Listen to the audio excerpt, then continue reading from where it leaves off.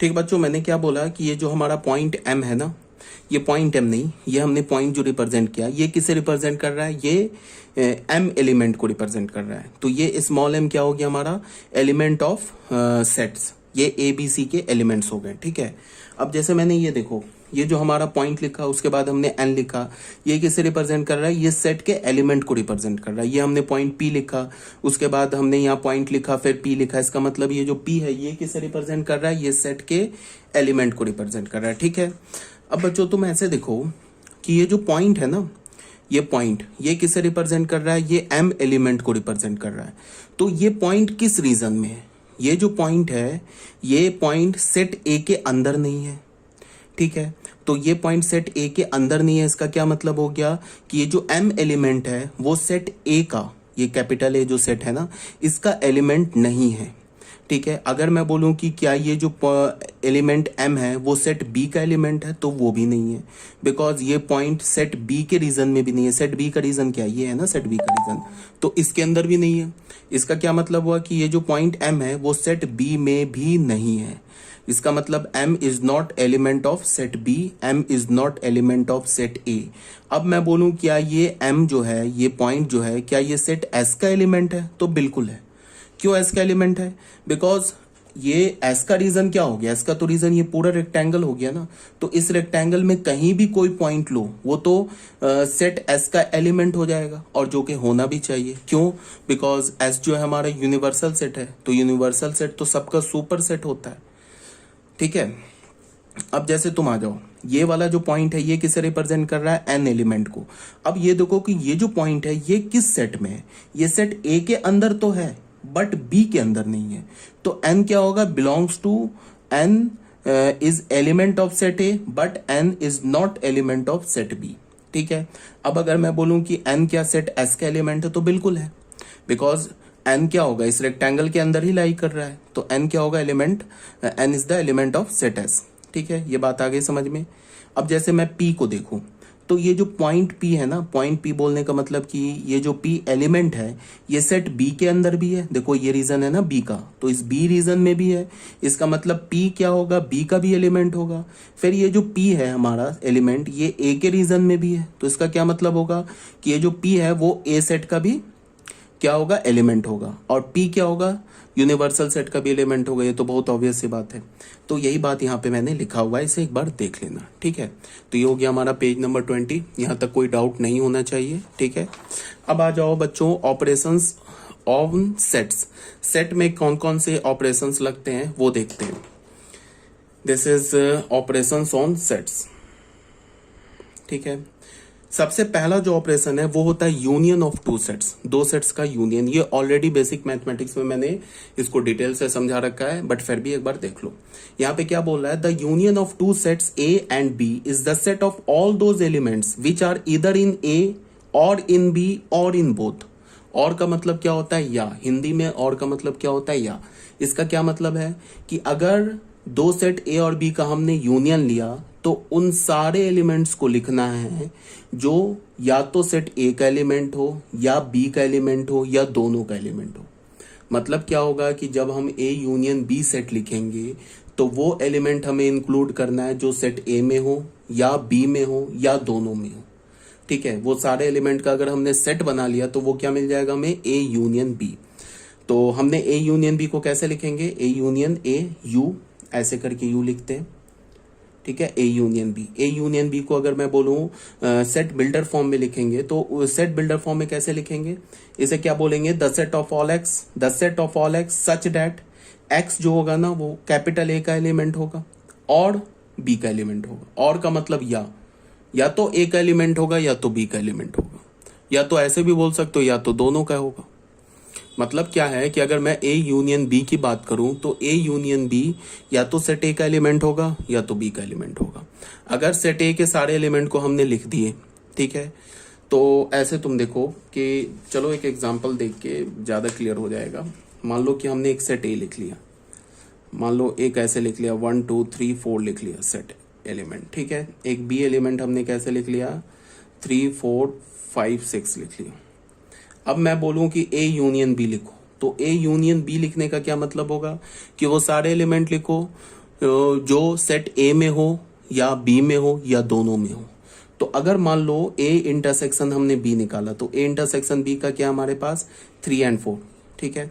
अगर हमने ए union B में पहले ए सेट को हमने लिख दिया 1 2 3 4, बात आ रही है समझ में, 1 2 3 4 को अगर हमने लिख दिया तो ए और बी के बीच में जो कॉमन एलिमेंट होगा वो तो लिखा गया इसमें, बिकॉज ए और बी के बीच में जो कॉमन एलिमेंट होगा वो तो सेट ए में भी होगा ना। तो 3 4 तो ऑलरेडी आ गया। अब हमने क्या किया, 3 4 को हटा दिया और बचा हुआ जो एलिमेंट है ना बी का वो भी लिख दिया। तो हमें क्या मिलेगा, अब हमें ए यूनियन बी सेट मिल गया, ठीक है। अब तुम ए यूनियन बी सेट का कोई भी एक एलिमेंट उठा लो, मान लो 1 उठा लिया, ये 1 है, बिलोंग्स टू क्या है, एलिमेंट है ए यूनियन बी का।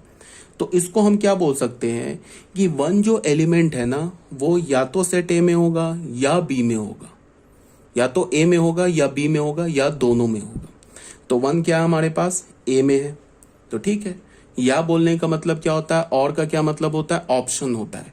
ये बात को मैंने कई बार बता रखा है। एंड का मतलब क्या होता है, कंपल्सन होता है, या फिर तुम बोलो ऐसे कि एंड जो होता है वो इंटरसेक्शन को इम्प्लाई करता है और जो होता है वो यूनियन को इम्प्लाई करता है। तो अब जैसे मैंने कोई दूसरा एलिमेंट उठाया 2, तो 2 भी ए यूनियन बी है का एलिमेंट है। अब मैं क्या बोलूंगा कि 2 जो होगा ना वो या तो ए का होगा या तो बी का होगा, या हो सकता है या दोनों का हो। तो 2 देख लो ए का है, ठीक है, बी का नहीं है। अगर मान लो मैंने 4 उठा लिया तो 4 मैं क्या बोलूंगा, ये 4 भी ए यूनियन बी का एलिमेंट है। तो मैं क्या बोलूंगा, 4 जो एलिमेंट होगा या ए का होगा या बी का होगा या दोनों का होगा। तो 4 क्या है, दोनों का है, देख लो 4 दोनों में प्रेजेंट है। तो ये बात यहाँ पे क्लियर होगा, ठीक है। अब हमने क्या बोला, ए यूनियन बी हमने लिखा, तो ए यूनियन बी को हमने क्या लिखा, the set of all x such that x belongs to A और एक्स बिलोंग्स टू बी। इसको हम हिंदी में क्या बोलेंगे, उन सारे एक्स का सेट बनाओ जो कि ए का एलिमेंट है या बी का एलिमेंट है, जो ए का एलिमेंट है या बी का एलिमेंट है। फिर हमने क्या बोला, ए यूनियन बी को क्या बोला, the set of all x such that x belongs to A. और को ना हम ऐसे भी लिखते हैं, ये सिर्फ यहाँ पे नोटेशन मैंने चेंज किया, ऐसे भी लिखते हैं वी टाइप, सीधा वी से हम किसको रिप्रेजेंट करते हैं, और को। तो क्या बोलेंगे, the set of all x belongs to A और एक्स बिलोंग्स टू बी। अब यहाँ पे क्या है, यहाँ पे मैंने क्या लिखा कि इफ एक्स, अगर हमारे पास एक्स जो है वो ए यूनियन बी का एलिमेंट है, if and only if x belongs to A और एक्स बिलोंग्स टू बी। इसका क्या मतलब है कि अगर x ए यूनियन बी का एलिमेंट है तो वहां से हमें क्या इम्प्लीकेशन मिलेगा, क्या हमें वहां इम्प्लाई करेगा कि वो x जो है ना वो या तो a का एलिमेंट हो और b का एलिमेंट हो। तो काफी बोल दिया, इफ एंड ओनली इफ इसका मतलब होता है, इसे हम क्या रीड करते हैं, इफ एंड ओनली इफ, ठीक है। अब वेन डायग्राम से कुछ यूनियन को देख लो। सबसे पहला वेन डायग्राम में क्या है कि यहाँ पे देखो जो सेट ए है ना वो सेट बी का सबसेट है। क्यों है, because set A set B के अंदर लाई कर रहा है। तो सेट ए सेट बी के अंदर लाई कर रहा है, इसका क्या मतलब हो गया, set A is the subset of set B, ठीक है। तो ये जो शेडिंग मैंने किया है ना, ये शेडिंग किसका है हुआ, ये ए यूनियन बी का शेडिंग किया मैंने। ये किसका शेडिंग किया मैंने, ए यूनियन बी का, ठीक है। तो ये जो भी शेडिंग है ना यहाँ पे सब ए यूनियन बी का है।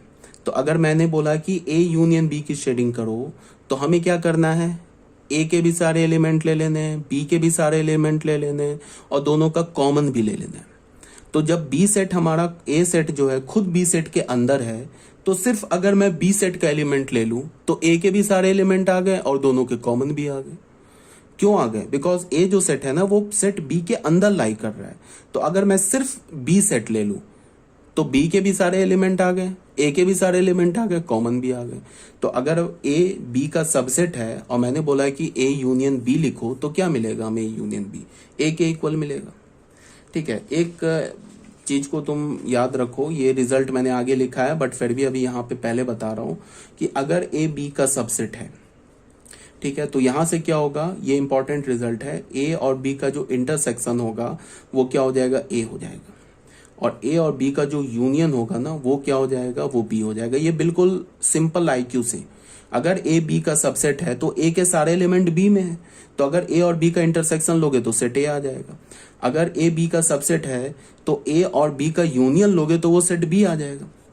क्यों सेट बी आ जाएगा, बिकॉज ए के सारे एलिमेंट तो बी में प्रेजेंट है, तो अगर तुमने बी सेट लिख लिया तो बी के भी सारे एलिमेंट आ गए, ए के भी सारे एलिमेंट आ गए, कॉमन भी आ गए, तो वो क्या हो जाएगा, सेट बी। तो ये रिजल्ट इंपॉर्टेंट है, इसे याद रखोगे। ये आगे मैंने एज अ नोट बना के लिखा है, ठीक है, अभी बट समझा दिया।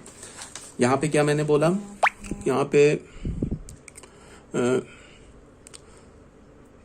यहाँ पे मैंने तुम्हें बोला कि ए यूनियन बी मैंने लिखा कब, जब ए बी का इंटरसेक्शन होगा। तो शेडिंग जो हम करते हैं ना, शेडिंग किस रीजन का करते हैं, जिस रीजन का हम, जैसे हमने यहाँ पे क्या लिया, ए यूनियन बी, तो ये जो शेडिंग हुआ है ना, ये शेडिंग रीजन किसे रिप्रेजेंट कर रहा है, ए यूनियन बी को। किस में, किस केस में, जब हमारा सेट ए सेट बी का सबसेट है, तब ए यूनियन बी जो हमारा होगा ये शेडिंग रीजन हो जाएगा। अब अगर मैं बोलूं ए और बी का इंटरसेक्शन क्या होगा, तो वो ऑब्वियस सी बात है ए होगा। क्यों, because A is the subset of B. अगर ए के सारे एलिमेंट बी में प्रेजेंट है तो दोनों का तुम कॉमन रीजन लोगे तो क्या होगा, ए के सारे एलिमेंट आ जाएंगे। तो ए के सारे एलिमेंट आ गए, इसका मतलब सेट ए आ गया, ठीक है ना। अगर मैं बोलूं ए यूनियन बी क्या होगा, तो वो बी होगा, भी समझाया, ठीक है, because A is the subset of B. अब यहाँ पे बच्चों देखो, ये जो हमारा सेकंड वेन डायग्राम मैंने लिया है, ये मान लो ये ए वेन डायग्राम हो गया, इसे हमने बी मान लिया और इसे हमने सी मान लिया।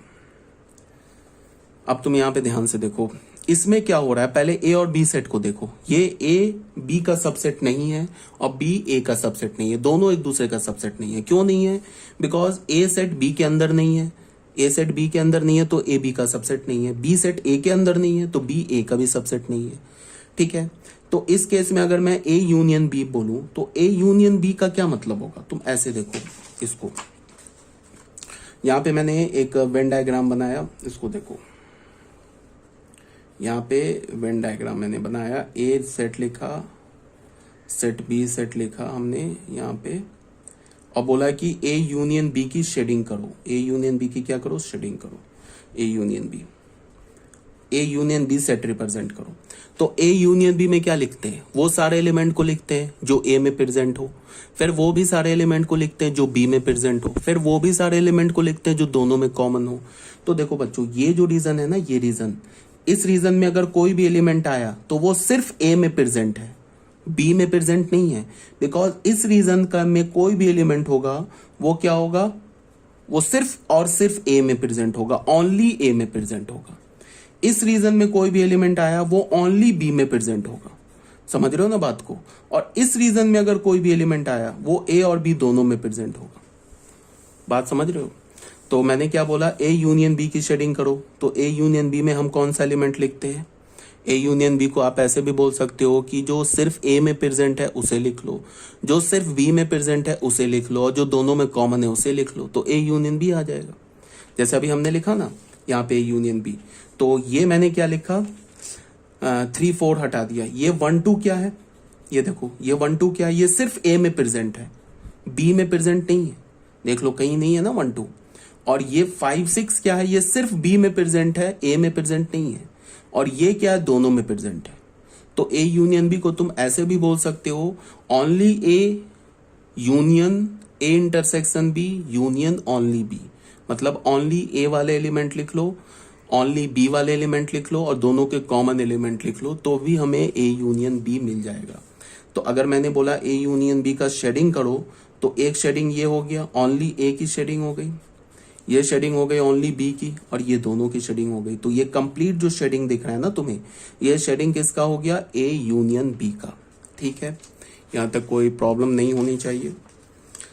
अब बच्चों आ जाओ इसमें सी पार्ट में आ जाओ। सी पार्ट में क्या है कि ए सेट और बी सेट, अच्छा यहाँ पहले इसको डिस्कस कर लेते हैं। ये क्या है, हमारा ए यूनियन बी का शेडिंग है, कब, जब ए बी का सबसेट नहीं है, बी ए का सबसेट नहीं है, neither A is the subset of B nor B is the subset of A. इस केस में ए और बी जो सेट है ना वो ओवरलैप कर रहा है। दो सेट अगर ओवरलैप करेगा तो उसके बीच में कोई कॉमन रीजन आ जाएगा, कॉमन रीजन आ जाएगा। अगर उस कॉमन रीजन में कोई एलिमेंट होगा तो दोनों में कॉमन हो जाएगा। तो हम क्या बोलेंगे कि अगर कोई भी दो सेट ओवरलैप करे, इसका ये मतलब है कि दोनों सेट का जो इंटरसेक्शन है वो नल सेट नहीं है, ठीक है। तो हमने क्या बोला, A intersection B is not a null set, ठीक है। तो ये हमारा बी पॉइंट क्लियर हो गया। अब आ जाओ सी में। सी में क्या है कि ए और बी जो सेट है ना, ये दोनों डिसजॉइंट सेट्स है। ए अलग है, बी अलग है, अब मैंने बोला कि ए यूनियन बी लिखो, तो ए यूनियन बी लिखो। तो ए यूनियन बी कैसे लिखेंगे? जो सारे एलिमेंट लिखेंगे जो ए में प्रेजेंट हो, और वो भी सारे एलिमेंट लिखेंगे जो बी में भी प्रेजेंट हो, और वो भी सारे एलिमेंट लिखेंगे जो दोनों में कॉमन हो। बट दोनों में कॉमन तो कुछ है ही नहीं, दोनों में तो कुछ नहीं है ना कॉमन। इसका क्या मतलब होगा? इसका ये मतलब होगा कि हम वो सारे एलिमेंट लिखेंगे जो सिर्फ ए में हो, और वो सारे एलिमेंट लिखेंगे या फिर उन सारे एलिमेंट की शेडिंग करेंगे जो सिर्फ बी में हो। तो सिर्फ ए में ए का सारा एलिमेंट है, सिर्फ ए में, ओनली ए में क्या है? ए के सारे एलिमेंट है। क्यों? बिकॉज ए और बी में कोई कॉमन ही रीजन नहीं है। अगर मैं बोलूं ओनली बी के लिए क्या होगा? ओनली बी में क्या होगा? बी के सारे एलिमेंट आ जाएंगे। क्यों? बिकॉज ए और बी में कॉमन नहीं है। तो अब मैं अगर तुम्हें बोलूं कि ए यूनियन बी की शेडिंग करो, तो ए यूनियन बी की शेडिंग क्या होगी? ए सेट के को शेड कर दो और बी को कर दो। तो ये क्या हो रहा है? यहां से क्या आ रहा है? Only A only B, intersection कोई है ही नहीं। अगर इंटरसेक्शन होता तो उसकी भी शेडिंग कर देते। ठीक है, यही बोला जा रहा है इसमें। ए और बी का जो इंटरसेक्शन होगा वो एक नल सेट होगा। क्यों? Because both the sets are disjoint sets. तो ये बात क्लियर हो गई। अब बच्चों आ जाओ एग्जाम्पल नंबर 1 में। एग्जाम्पल नंबर 1 में क्या बोल रहा है कि हमारे पास एक सेट दे रखा है ए। सेट ए क्या हमारे पास 1 2 3, और बी सेट क्या दे रखा है 2 1 5 एंड 6। तो बोल रहा है फाइंड ए यूनियन बी। तो ए यूनियन बी कैसे निकालेंगे? ओनली ए ओनली बी और कॉमन लिख देंगे। तो ओनली ए क्या हमारा? ओनली ए जो है हमारा 3 है, तो ओनली ए लिख दिया, ये देखो 3 लिख दिया। ओनली बी क्या हमारा 5 एंड 6 है, तो देखो ये 5 एंड 6 लिख दिया। अब हमारे पास दोनों का कॉमन क्या? 1 एंड 2, तो 1 एंड 2 भी लिख दिया। तो हमारा क्या मिल गया? ए यूनियन बी मिल गया। ठीक है, एक तो ऐसे लिख सकते हो। दूसरा क्या है कि जब भी तुम्हें बोले ना ए यूनियन बी लिखने के लिए, तो तुम क्या करो, पहले ए सेट को आंख बंद करके यहां तक लिख दिया, ए सेट को लिख दिया। अब देखा ए और बी में कौन सा कॉमन है, तो 1 और 2 तो आ गया यहाँ पे कॉमन, तो फिर इससे 1 2 को हटा दिया, बाकी बचा हुआ एलिमेंट जो 5 एंड 6 उसको भी लिख दिया। तो क्या मिल जाएगा हमें? A union B. तो ये भी क्लियर होना चाहिए, कोई प्रॉब्लम नहीं है। ये हो गया हमारा पेज नंबर 21। ठीक है, अब सेकंड एग्जांपल में आ जाओ। सेकंड एग्जांपल क्या बोल रहा है कि हमारे पास लेट ए, एक सेट हमारे पास, the set of all x such that x is a prime number less than 10। और बी सेट क्या बोल रहा है? The set of all x such that x belongs to Z and x is greater than -5 but less than 5, then find A union B. तो कोई problem नहीं है। ये ए सेट और बी सेट किस फॉर्म में लिखा हुआ है? ये ए सेट और बी सेट जो है हमारा सेट बिल्डर फॉर्म में लिखा हुआ है। तो पहले हमने इसको रोस्टर फॉर्म में कन्वर्ट कर दिया। ये क्या बोल रहा है कि उन सारे एक्स को लिखो जो कि प्राइम नंबर होना चाहिए और 10 से छोटा होना चाहिए। तो लेस देन 10, 10 से छोटा कितने प्राइम नंबर है? 2 3 5 एंड 7, वो लिख दिया ए सेट को। किस फॉर्म में लिख दिया? रोस्टर फॉर्म में। अब बोल क्या रहा है? उन सारे इंटीजर को लिखो जो -5 से ग्रेटर है, 5 से स्मॉलर है। तो -5 से ग्रेटर और 5 से स्मॉलर, तो इतने इंटीजर्स आ जाएंगे, -4 to 4, उसको हमने लिख दिया। अब ए यूनियन बी लिखना है, तो ए यूनियन बी के लिए मैंने क्या किया? -4 से लेके 4 तक पहले सारे एलिमेंट लिख दिए आंख बंद करके। उसके बाद क्या देखा कि इस दोनों में कॉमन कौन सा है? इसमें कॉमन है 2 और 3, यहाँ 2 और 3 कॉमन है। तो 2 और 3, तो जब हमने बी सेट पूरा लिखा तो इसमें 2 और 3 तो कॉमन आ ही गया। ए सेट में क्या बचा? 5 एंड 7, उसको ऐड कर दिया। तो हमें क्या मिल गया? A union B. ठीक है, अब नोट नंबर 1 में आ जाओ। नोट नंबर 1 क्या बोल रहा है कि अगर एक्स ए यूनियन बी का एलिमेंट नहीं है तो ये इंप्लाई करेगा कि एक्स ए का भी एलिमेंट नहीं होगा, एक्स बी का भी एलिमेंट नहीं होगा। अब तुम ऐसे सोचो, ए यूनियन बी जो है ना, वो ए और बी का क्या है? सुपर सेट है। जैसे अगर मैं बोलूं, यहां देखो, ए यूनियन बी जो सेट है ना, ए यूनियन बी, वो क्या हमारा? वो सुपर सेट है किसका? ए का भी। और ए यूनियन बी क्या हमारा? वो सुपर सेट है किसका? बी का भी। ये दोनों का सुपर सेट है। क्यों है? बिकॉज ए यूनियन बी में ए के सारे एलिमेंट ए यूनियन बी में मिल जाएंगे। क्यों? बिकॉज ए यूनियन बी में हमने क्या किया? ए और बी के एलिमेंट को मिला दिया ना। तो ए और बी के एलिमेंट को जब हमने एक साथ मिला दिया तो ए यूनियन बी में तो ए के सारे एलिमेंट मिल जाएंगे। या तुम ऐसे बोलो, ए के सारे एलिमेंट ए यूनियन बी में प्रेजेंट है। तो अगर ए के सारे एलिमेंट ए यूनियन बी में प्रेजेंट है तो ए यूनियन बी का सबसेट हो जाएगा। तो अगर ए ए यूनियन बी का सबसेट है तो A union B set A का सुपर सेट हो जाएगा, ठीक है। तो सेम लॉजिक से ए यूनियन बी क्या हमारा बी का भी सुपर सेट हो जाएगा। और मैं अभी तुम लोगों को क्या बता रहा था, मैं ये बता रहा था कि अगर कोई एलिमेंट सुपर सेट में नहीं है तो उसके सबसेट में हो ही नहीं सकता। तुम इसको ऐसे समझ लो कि तुम्हारे घर में जैसे मान लो कि कुछ भी ऐसे तुम समझ लो कि मान लो कि तुमने शॉपिंग करने जा रहे हो, ठीक है। अब मान लो कि कोई प्रोडक्ट तुम मान लो किसी शॉपिंग कॉम्प्लेक्स से शॉपिंग करते हो, कोई प्रोडक्ट अगर शॉपिंग कॉम्प्लेक्स में नहीं है तो वो तुम्हारे घर में थोड़े ना हो सकता है।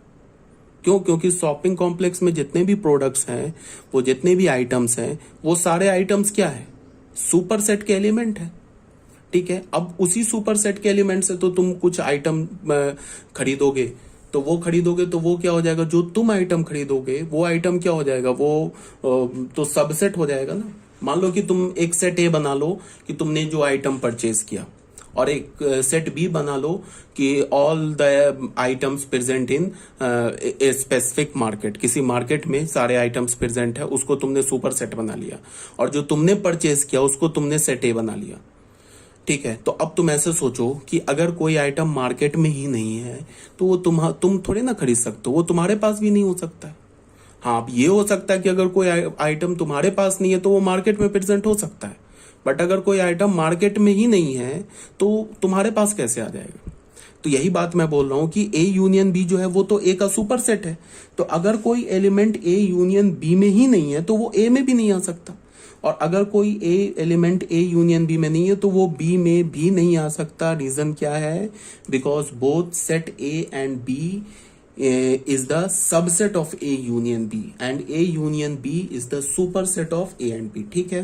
तो यही बात यहाँ पे बोला जा रहा है कि अगर X belongs to A union B, ये इंप्लाई करेगा X is not equal, X not belongs to A union B। इसका क्या मतलब होगा कि X A का भी एलिमेंट नहीं होगा, एंड यहाँ कंपल्सन है, और नहीं बोलना, हम ऐसे नहीं बोल सकते कि X A का एलिमेंट नहीं होगा या X B का एलिमेंट नहीं होगा, ये गलत हो जाएगा, या नहीं बोलेंगे, हम बीच में वहां पे कंडीशन डालेंगे कि अगर X जो है वो A यूनियन B का एलिमेंट नहीं है तो X A का भी एलिमेंट नहीं हो सकता है एंड X B का भी एलिमेंट नहीं हो सकता है, ठीक है। अब आ जाओ सेकेंड पॉइंट में, अगर X A यूनियन B का एलिमेंट है तो ये क्या इंप्लाई करेगा, X या तो A का एलिमेंट होगा या तो B का, बीच में या यूज करेंगे, तो पहले ही बता रखा है, ये तो यूनियन का डेफिनेशन ही है कि अगर X A यूनियन B का एलिमेंट होगा तो X या तो A का होगा या तो B का होगा। थर्ड में हमने क्या बोला कि अगर यही पॉइंट जो अभी मैंने समझाया था ना यहाँ पे तुम लोगों को, ये देखो, ये जो पॉइंट समझाया था ना यहाँ पे कि अगर ए बी का सबसेट है तो ए इंटरसेक्शन बी ए के इक्वल होगा और ए यूनियन बी बी के इक्वल होगा, यही बात यहाँ पे लिखी हुई है कि if A is the subset of B then A union B is equal to B and A intersection B is equal to A. तो यहाँ तक क्लियर होगा।